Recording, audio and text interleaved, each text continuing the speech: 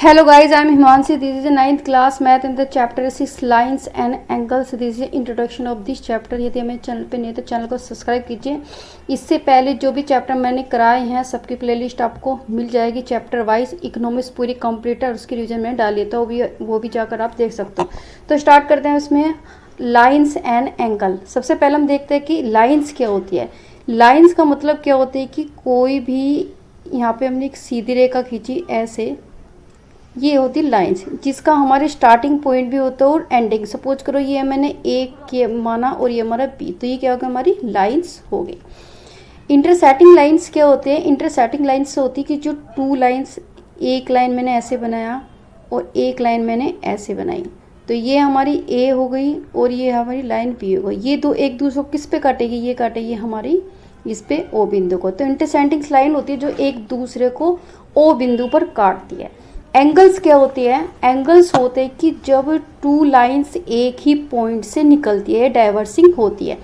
जैसे मैंने ये बनाया, ये और ये, तो ये लाइन हमारा ए है सपोज करो और ये हमारी बी है। ये एक दूसरे को यहाँ से निकली, ये सेम इधर से निकली है और क्या बनाती है? एक एंगल को बनाती है। तो यही हमारा एंगल्स होता है। जब टू लाइंस एक ही बिंदु से निकलकर कोई एंगल बनाए तो उसको एंगल्स होता है। फिर हमारा एक्यूट एंगल क्या होता है? एक्यूट एंगल होता है जिसको हम न्यूनतम कोण बोलते हैं। तो ये क्या होते हैं कि ये हमारा, ये है हमारे, ये 90 डिग्री से तो क्या होता है, बिलो होता है। किससे? 90 डिग्री से। ये हमारा है 90 डिग्री। ये जो एक्यूट एंगल होगा ये हमेशा इसके अंदर ही आएगा, ये इसके अंदर ही रहेगा, इससे बाहर नहीं जाएगा। तो एक्यूट एंगल वो होता है जो 90 डिग्री से कम होता है। अब राइट एंगल, तो राइट एंगल क्या होगा कि दोनों, ये राइट एंगल होगा कि जो 90 डिग्री का होगा। तो ए और बी ये क्या होगा, एक राइट एंगल होगा जो एक दूसरे को काटेगा। फिर हमारा ऑब्ट्यूज एंगल क्या होते हैं? ऑब्ट्यूज जो एंगल होता है वो हमारा ग्रेटर देन होता है, greater than 90 degree but less than 180 degree. मतलब वो 90 डिग्री से तो ज़्यादा होगा पर 180 डिग्री से कम होगा। तो ये वाला जो एंगल्स है, यहाँ पे मैं एक बना देती हूँ एंगल्स। ये हमारा राइट एंगल है, ये हमारा राइट एंगल है। और यदि हम इसको पूरे को इस टाइप से बना देंगे ये, तो ये क्या होगा, ये पूरा होगा 180 डिग्री। क्या होगा, यहाँ से यहाँ तक ये पूरा होगा 180 डिग्री। यदि इसको देखें ये है 180 डिग्री।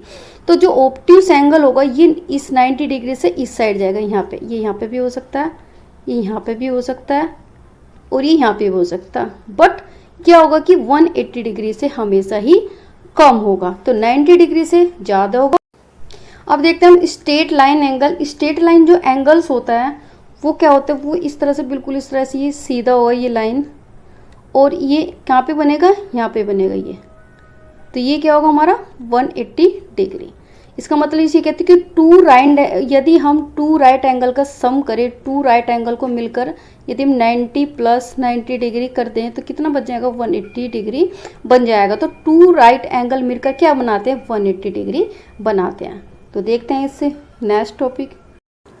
अब आते हैं हमारे रिफ्लेक्स एंगल। रिफ्लेक्स एंगल क्या होता है? रिफ्लेक्स एंगल जो होता है वो होता है हमारा 180 डिग्री से तो ज़्यादा होना चाहिए। तो 180 डिग्री से कितना होना चाहिए, ये होना चाहिए greater than 180 degree but less than 360 degree. मतलब 360 डिग्री से कम होना चाहिए लेकिन 180 डिग्री से ज़्यादा होना चाहिए। तो इसको हम किस तरह से अंडरस्टैंड करते हैं? तो ये हमारा, सपोज करो ये हमारा एक्स एंगल है, ये एक्स डिग्री एंगल है, और जो इससे जो बाहर वाला बनने वाला जो एंगल्स होता है यही हमारा रिफ्लेक्स एंगल होता है। इस रिफ्लेक्स एंगल को किस तरह से फाइंड कर सकते हैं? तो हम रिफ्लेक्स एंगल को कर सकते हैं कि reflex angle are equal to 360 degree minus X degree. यदि हम 360 डिग्री में से ये वाला एंगल घटा देंगे तो क्या हमारा रिफ्लेक्स एंगल हो जाएगा। आगे देखते हैं हमारे पेयर ऑफ एंगल। तो पेयर्स ऑफ एंगल्स का क्या होता है? तो सबसे पहले इसमें एंगल है हमारा कंप्लीमेंट्री एंगल। कंप्लीमेंट्री एंगल्स क्या होते हैं कि जब दो एंगल मिलकर एक राइट एंगल को फॉर्म करते हैं। तो किस तरह से, ये मैंने एक एंगल बनाया, ये एंगल बनाया, तो ये क्या हमारा, सपोज करो ये हमारा ये 50 डिग्री है और ये हमारा है 40 डिग्री। तो कंप्लीमेंट्री का मतलब दोनों एंगल मिला के 90 डिग्री का बनाएंगे। तो मैंने सपोज करो ये हमारा x डिग्री है, इसको मतलब y डिग्री, तो x degree plus y degree is equal to 90 degree. Okay, तो x हमारा 50 है और हमारा y कितना है 40 डिग्री है, इक्वल टू हमारा 90 डिग्री है। तो सपोज करो हमें ये है कि हमें इनमें एक एंगल नहीं पता, कोई सा भी एंगल, हमें ये x वाली में, तो x प्लस 40 और क्या कर देंगे हम सब इक्वल 90 डिग्री। तो हम x एंगल फाइंड कर सकते हैं। तो x एंगल क्या हो जाएगा हमारा, x बराबर 90 आएगा, तो ये साइड जाके कितना आ जाएगा, ये आ जाएगा हमारा 40 डिग्री। तो यहाँ पे कितना आ जाएगा, ये आ जाएगा हमारा 50 डिग्री एंगल। अब देखते हैं हम सप्लीमेंट्री एंगल्स क्या होते हैं। सप्लीमेंट्री एंगल्स होगा कि जो टू एंगल्स मिलकर 180 डिग्री को फॉर्म करेंगे। तो ये हमारा x प्लस y डिग्री और क्या बनाएंगे 180 डिग्री का एंगल्स को बनाएंगे।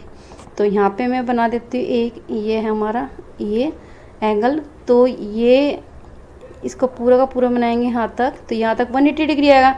सपोज करो ये कितना है हमारा, ये हमारा 70 डिग्री समथिंग, और जो ये पूरा कितना हो जाएगा हमारा 110 डिग्री। तो दोनों ये एक एंगल क्या बनाएंगे 110 plus 70 degree is equal to कितना हो जाएगा 180 डिग्री एंगल।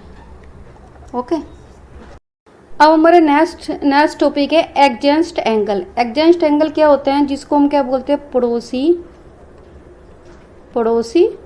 एंगल, पड़ोसी एंगल्स। तो इसमें मैंने एक एंगल बनाया, ये एंगल है ये, तो इसमें एक लाइन है, ये एक लाइन हमारी ये, ठीक है। तो यहाँ पे बन गया ये एंगल है हमारा x, ये हमारा y एंगल और ये हमारा है z एंगल। तो ये एडजेंस्ट एंगल कौन कौन से एंगल होंगे, तो एंगल यदि हम कहेंगे ये इसको कर रहे हैं, तो ये कहेंगे एंगल y और प्लस एंगल z, तो ये एडजेंस्ट एंगल, क्योंकि एक ही लाइन को शेयर करके टू एंगल्स बनते हैं। दूसरा कौन कौन से है, एंगल y और प्लस एंगल x, तो ये भी एडजेंस्ट एंगल है क्योंकि दोनों को कौन ये लाइन शेयर कर रही है, ये हमारे एडजेंस्ट एंगल होंगे। अब linear pair of the angles क्या होगा, तो लीनियर पेयर्स ऑफ देखते हैं, वे एंगल जो है एक ही वर्टेक्स पर और एक ही लाइन पर बनते हैं, तो उसको बोलते हैं लीनियर पेयर ऑफ एंगल। ये बनाया मैंने, एक लाइन है ये बनाई, तो एक लाइन ऐसे जा रही है, एक लाइन इस साइड जा रही है और एक लाइन ये जा रही है, ठीक है। तो इसमें एक एंगल बना, ये एंगल x, ये हमारा y एंगल और ये हमारा z एंगल। तो एक ही वर्टेक्स का मतलब एक ही बिंदु से बने या एक ही कोण पर बने कोण या एक ही लाइन पर बने कोण क्या होते हैं, ये हमारे लीनियर पेयर ऑफ एंगल्स होते हैं। आगे देखते हैं वर्टिकल अपोजिट्स एंगल्स क्या होते हैं। वर्टिकल अपोजिट्स का एंगल क्या होता है कि जब टू लाइन इंटरसेक्ट करेगी, वन लाइन ये एंड वन लाइन ये इंटरसेक्टिंग कर रही है, तो जो ये एंगल है, ये सपोज ये एंगल A और इसके जस्ट अपोजिट एंगल B, तो ये कौन सा वर्टिकल एंगल होगा, एंगल A और किसके अपोजिट होगा, एंगल B के। दूसरा क्या होगा, यहाँ पे मैंने C बनाया और ये बनाया मैंने D, तो एंगल C और किसके इक्वल होगा, एंगल D के इक्वल होगा। तो ये इसके बराबर होगा, A B के बराबर होगा और ये किसके होगा, C D के बराबर होगा। देखते हैं हम कोरस्पॉन्डिंग एंगल्स। कोरस्पॉन्डिंग एंगल्स क्या होते हैं कि जब दो पैरेलल लाइन होती है, तो ये मैंने एक पैरेलल लाइन बनाया है कि जो ये हमारी m है किसके पैरेलल है, ये हमारी n के पैरेलल है। पैरेलल का मतलब क्या होता है कि जब टू लाइंस दोनों में इक्वल डिस्टेंस मेंटेन रखती है, मतलब जितनी हमारी डिस्टेंस यहाँ से यहाँ तक गई इतनी इधर इतनी इधर इतनी इधर। तो कोरस्पॉन्डिंग एंगल क्या होता है कि जो एक ही सेम डायरेक्शन में बनाती है एंगल को। जैसे ही ये m है, m पैरेलल लाइन, इसको l ट्रांसफर लाइन काटेगी तो यहाँ पे काटेगी किसको, 1 पे। तो एक एंगल ये बनाएगी और इसी डायरेक्शन में जब ये आगे बढ़ेगी और n को काटेगी तो किस पे काटेगी, ये इसको, ये 5 पे यहाँ जो काटेगी तो ये एंगल, और जब इसको काटेगी तो ये वाला एंगल। तो ये कौन सा एंगल होगा, ये हमारा इसका कोरस्पॉन्डिंग एंगल होगा। ये फिर 2 ये वाला एंगल और ये हमारा 6 एंगल। तो ये हमारा ये कोरस्पॉन्डिंग एंगल। तो एंगल 1 और ये क्या होगा कि एंगल 5। तो एंगल 1 पहले ट्रांसफर ने इस पे काटा और फिर इसी डायरेक्शन में इसमें काटा, तो ये कोरस्पॉन्डिंग एंगल होंगे। दूसरा एंगल हमारा ये वाला 2 एंगल, क्योंकि इसको ट्रांसफर लाइन यहाँ पे काटेगी एम को, तो ये वाला एंगल, और जब इस एन पे काटेगी तो ये वाला एंगल। तो ये कितना होगा हमारा, ये हमारा 2 और फिर एंगल होगा हमारा इसमें, ये हो जाएगा हमारा 6। ये जो एंगल सेम, क्योंकि भाई ये 1 एंगल इसके बराबर होगा तब होगा जब दोनों पैरेलल लाइन होगी, अदरवाइज वो नहीं होगी। यदि लाइन हमारी इस टाइप से और एक ऐसे, तो इस टाइप में ये हमारे जो एंगल्स ये वाला और जो ये वाला होगा, ये वाला एंगल इक्वल नहीं होगा। तो इसी तरह से हमारा 1 5 है, फिर 2 है, हमारा 6 है, फिर हमारे इसमें 3। अब ये भी ये लाइन, ये अंदर वाला ये भी बन रहा है और ये भी, तो एंगल 3 और जो एंगल 7 ये भी क्या होंगे, हमारे कोरस्पॉन्डिंग एंगल्स होंगे। फिर हमारा एंगल्स 4 और एंगल्स 8, ये इसको नीचे की साइड यहाँ से कटेगी तो ये भी एंगल्स बनेगा और ये भी एंगल। अब आएगा हमारा एंगल 4 और एंगल हमारा 8, ये भी हमारे कोरस्पॉन्डिंग एंगल्स होंगे। अल्टरनेटिव इंटीरियर एंगल्स क्या होता है, इंटीरियर एंगल्स का मतलब क्या होता है कि जो इसके अंदर वाले कोण है, मतलब इस लाइन के पैरेलल लाइन के अंदर, तो इसमें 3 एंगल और कौन सा है हमारे 5 एंगल। तो ये हमारा 3 वाला अल्टरनेटिव का मतलब जो एक दूसरे के अलग है, मतलब अल्टरनेटिव का मतलब जो एक इस लाइन के अंदर है इस साइड में, और ये जब हम इसकी दूसरी अपोजिट साइड में जाएंगे तो कुछ नीचे की साइड ये एंगल होगा। तो ये होगा हमारा एंगल 3 और एंगल होगा हमारा 6, क्योंकि अल्टरनेटिव है जस्ट इसके अपोजिट। दूसरा जब 3 है तो 6 होगा। इसी तरह से एंगल ये है, इसका इंटीरियर एंगल इस साइड से देखेंगे तो ये हमारा राइट हैंड साइड होगा, और ये इसके जस्ट अपोजिट अल्टरनेटिव में देखेंगे तो ये इस साइड से होगा। तो ये कौन सा होगा हमारा 4 होगा, और हमारा कौन सा होगा, ये हमारा आएगा 5 एंगल। तो एंगल्स 4 और किसके इक्वल होगा, एंगल हमारे किसके हो जाएगा, ये हो जाएगा हमारा 5 के एंगल। तो ये भी क्या होगा हमारा अल्टरनेटिव इंटीरियर एंगल्स होंगे। ध्यान रखना है कि यदि इंटीरियर है तो अंदर वाले, एक आगे देखते हैं हम एक्सटीरियर, उसको बाहर वाले एंगल होंगे, ठीक है। तो ये हमारे होंगे, ओके। तो एक ये अगर 3 होगा और 6 होगा और 4 होगा 5 होगा। तो नेक्स्ट देखते हैं।